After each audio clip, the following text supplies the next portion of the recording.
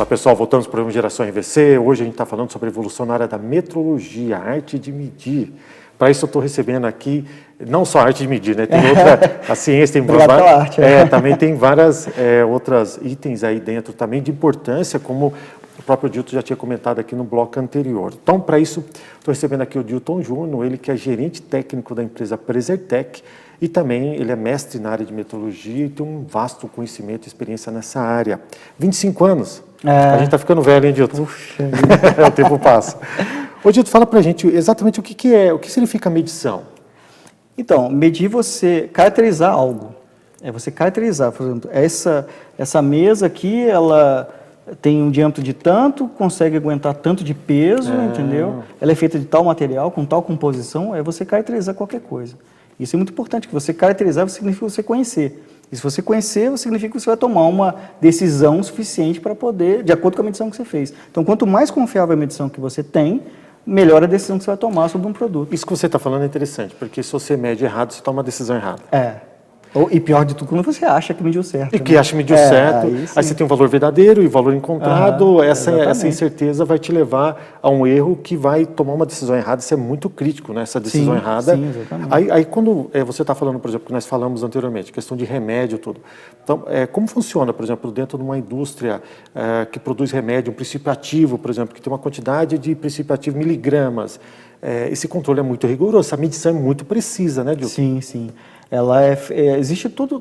Existem normalizações, no caso de indústria farmacêutica, específica, que controla essa atividade. Então, eles têm um cuidado muito grande com os instrumentos de medição, tanto na questão de você utilizar, como você utilizar, né, a questão da normalização, quantos miligramas de tal composto para servir para base para outro composto. Para outro composto. E a questão da calibração dos instrumentos, o controle metrológico daqueles instrumentos, as verificações que têm que ser feitas. Né? E a normalização entrou muito forte nisso, e para a gente também é muito bom, né? Porque você se sente mais protegido quando você sabe que aquele remédio está dentro de uma norma. No caso do Brasil, quem cuida dessa parte é a Anvisa, né?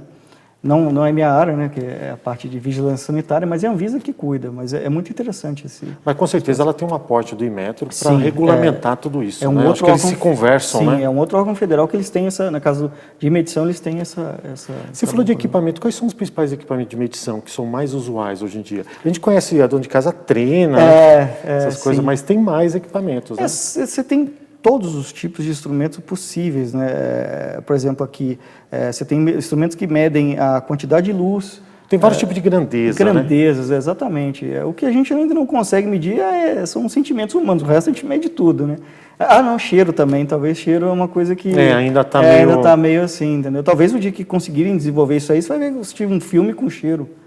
Né? Porque hoje você não consegue medir a quantidade de cheiro, hoje é pelo subjetivo, né? O quanto é agradável um cheiro ou não, entendeu? Explica para nós o que significa atributo e o que significa variáveis, uma medição por atributos e uma medição por variáveis, o que significa isso? Atributo, exatamente, atributo quando você atribui uma característica, sabendo que você falou do cheiro, por isso também já vi essa pergunta. Não, sim, é verdade.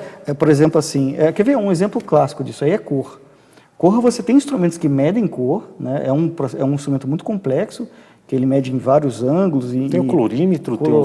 Tem espectrofotômetro. Espectrofotômetro, cor, não sei, exatamente. Tem vários instrumentos. E no final, tem uma pessoa que vai numa cabine, não, é verdade, e compara o padrão de cor e vê ali. Lógico, aquela cabine também tem a iluminação controlada, as pessoas têm que usar roupa cinza, porque cinza interfere menos na cor, e elas atribuem, olha, essa cor está dentro do padrão ou não.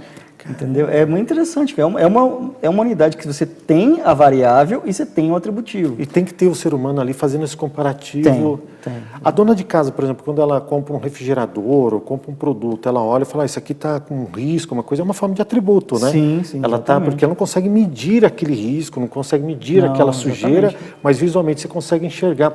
E para atributo, eu acredito que tem outras variáveis significativas também, que é a questão da percepção de cada um, né? Sim. Como você vai treinar a percepção? Às vezes uma sujeira para um pode ser diferente para outro. Exatamente. Então, como você normatiza isso? É uma coisa, é treino mesmo? É treino. É treino por replicator. Você pega várias pessoas e faz um treinamento e pede para elas decidir, quer dizer, você tem uma pessoa que decide, isso aqui está bom, isso aqui está ruim.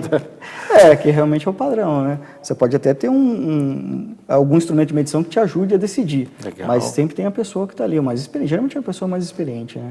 Como a gente está falando de equipamento, qual que as ferramentas que a gente usa hoje para diminuir essa incerteza de medição entre o operador ou quem está medindo e o equipamento? Que a gente chama de RR também, né? Análise de medição. Como funciona isso? Exatamente. O RR é uma ideia muito interessante e muito divulgada na indústria, que é você verificar se as pessoas estão medindo corretamente. Que uma coisa é você ter um instrumento calibrado, ou seja, o instrumento calibrado é aquele instrumento que foi comparado com um padrão de referência e ele está dizendo que está ok, entendeu? E a outra coisa é você, por exemplo, você medir e eu medir também. Será que a gente está medindo certo? Será que o método que eu estou usando é correto? Ou será que falta um treinamento, né? Entendeu? Então, são medidas várias peças, com vários operadores e várias repetições, e é feito um estudo estatístico e decidir isso, aquilo ali, se eles estão concordando entre si ou não. Hoje, geralmente, o RR, que o pessoal fala de 30%, né, mais ou menos que pede a normativa hoje, né? Acho que acima de 30% já estaria reprovado. Mas eu sei que tem clientes que pedem até abaixo disso, né? Acho que depende muito de cliente para cliente, né? Sim, E o que significaria esses 30%? Seria o percentual de variação entre os equipamentos, que você tem a reprodutibilidade e a repetibilidade. Seria a variação entre os dois, é mais ou menos isso? Sim. Basicamente isso, porque você tem a tolerância de produto. Todo produto tem uma tolerância. Você tem que determinar uma tolerância para você poder vender o produto. Para você saber se aquele produto está bom ou não para ser comercializado. Perfeito. Como é uma tolerância, quer dizer, esse produto é medido, entendeu? Então você tem vamos supor, você tem uma tolerância de 1 milímetro, entendeu?